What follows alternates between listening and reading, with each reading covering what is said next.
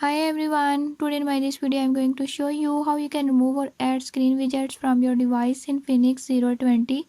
In this device in Infinix 020, I'll show you where all widgets are, then how to add them to the home screen and how to remove unnecessary widgets from the home screen. Before I start, if you are new to my channel, don't forget to subscribe and press bell icon. Watch complete video and learn how you can do it.